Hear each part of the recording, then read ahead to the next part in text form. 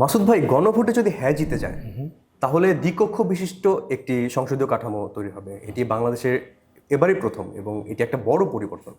শুনেছি উচ্চকক্ষ এবং নিম্নকক্ষ বিশিষ্ট সংসদীয় কাঠামো এটি। তো উচ্চকক্ষ জিনিসটা তো আমরা আসলে কেউ অবগত নেই। উচ্চকক্ষ আসলে কি? ধন্যবাদ রাকিব ভাই। আমরা অনেকটা ফ্রেন্ডলি কথা বলি যে এটা ঠিক, যদি গণভোটে হাটা জিতে যায় তাহলে সভাপতি আমাদের যে সংসদীয় কালচার বর্তমান সেখানে ভালো একটা পরিবর্তন আসবে এবং দ্বিকক্ষ বিশিষ্ট একটা সংসদ হবে যেখানে উচ্চকক্ষ থাকবে এবং নিম্নকক্ষ থাকবে। আমরা যদি এই উচ্চকক্ষটা জানতে চাই তাহলে মনে হয় যে নিম্নকক্ষ নিয়ে একটু আলাপ করলে সহজ হয়।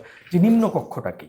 নিম্নকক্ষ তো সাধারণত যেটাতে আমরা এখন পরিচিত, মানে আমরা যে সংসদীয় ব্যবস্থায় আছি ওটাই কিন্তু নিম্নকক্ষ। ৩০০ জন সংসদ সদস্য একদম প্রত্যক্ষ ভোটের মাধ্যমে তারা নির্বাচিত হয়ে আসেন এবং এসে তারা আইন প্রণয়ন করেন, বাজেট পাস, রাজনৈতিক বড় বড় ধরনের যে সিদ্ধান্তগুলি তারাই কিন্তু নিয়ে থাকেন এবং মূলত সরকারটা গঠনও করেন তারা, সরকারটা পরিচালনাও করেন তারা। এটা নিম্নকক্ষের কাজ। আর এবার সংযোজিত হচ্ছে উচ্চকক্ষ। ঠিক আছে? তো উচ্চকক্ষের কাজ হলো তারা ১০০ জন সদস্য মিলেই উচ্চকক্ষটা গঠিত হবে এবং তারা তাদের জায়গা থেকে নিম্নকক্ষের সদস্যরা যে সকল আইন, কার্যক্রম, প্রস্তাবনা এগুলি যা তারা প্রস্তাব করবেন সেগুলিকে খুঁটিয়ে দেখবেন, পর্যবেক্ষণ করবেন, পুনর্মূল্যায়নও করতে পারেন এবং তাদের যদি কোনো ধরনের সংশোধনী সুপারিশ থাকে সেটাও তারা প্রস্তাবনায় দিতে পারবেন। তারা সরকার গঠন করবেন না, কিন্তু তারা অনেকটা পর্যালোচনা, একটা টিম বলি, যেমন উন্নত বিশ্বে এটাকে বলা হয় হাউস অফ রিভিউ। হ্যাঁ, পর্যালোচনার একটা ঘর, মানে থাকে না অ্যাডভাইজর টাইপের একটা, পুনর্মূল্যায়ন রিভিউ করবে এবং তাদের জায়গা থেকে কোনোটা ভালো মনে হলে তারা সেটা সংশোধনের প্রস্তাব করবে। উচ্চকক্ষের মূলত কাজটা কিন্তু এটা হবে। উচ্চকক্ষ আসলে গঠিত কিভাবে হবে? এটা প্রক্রিয়াটা কি আসলে? ভেরি গুড, এটাও একটা ভালো প্রশ্ন। আমরা তো জানি নিম্নকক্ষ গঠিত হয় স্বভাবত যারা একদম প্রত্যক্ষ ভোটের মাধ্যমে, এই যে আমাদের আজকে প্রচারণা শেষ, যারা দাঁড়িয়েছেন তাদেরকে মানুষ ১২ তারিখে ভোট দিবেন এবং যারা নির্বাচিত হবেন তারাই সংসদে আসবেন, রাইট? তারা সরকার গঠন করবেন, এটা। কিন্তু উচ্চকক্ষটা এটা না, বরঞ্চ উচ্চকক্ষে ইন্ডিভিজুয়ালি কেউ দাঁড়াচ্ছে না। তার চেয়ে বড় কথা হলো যে রাজনৈতিক দলগুলি তারা আনুপাতিক হারে যে ভোট পাবেন সেই আনুপাতিক হারেই তাদের সমষ্টিগত যে ভোট, পুরো বাংলাদেশের সমষ্টিগত ভোটের একটা আনুপাতিক হার হবে।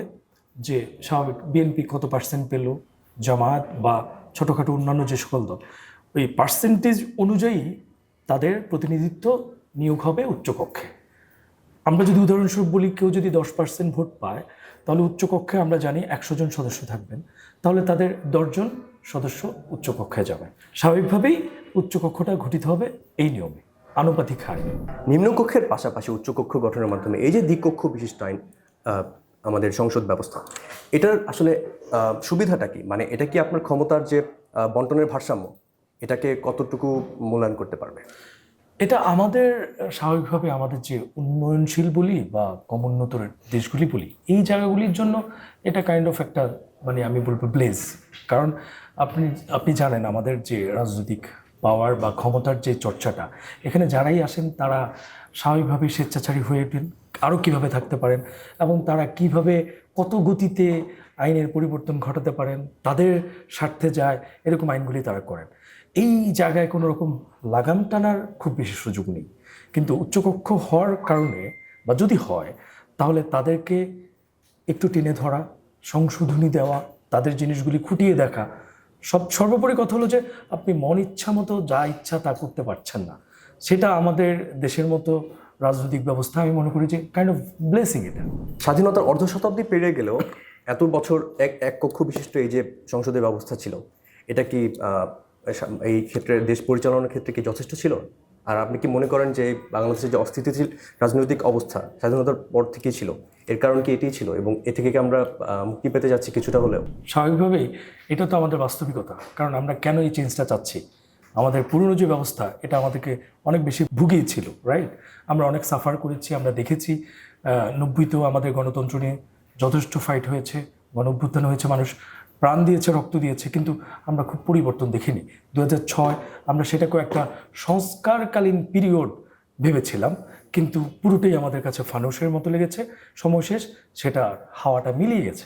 সো এই বাস্তবতায় যখন এই প্রস্তাবনাটা জুলাই সনদ বলি বা বর্তমান অন্তর্বর্তীকালীন সরকার তাদের যে সংস্কার কমিশনে অন্তর্ভুক্ত, তাহলে আমার তো মনেই হয় কিছু বেটার পাওয়ার জন্য, রেজাল্টের জন্যই এটার সংযোজন হয়েছে, এবং এটা যদি হয় আমাদের দেশ মানুষের জন্য ভালো কিছু হবে, প্রত্যাশা করা যায়। ধন্যবাদ মাসুদ ভাই, আপনার অনেক সময় নষ্ট করলাম। কাজ করেন। জি জি, ঠিক আছে।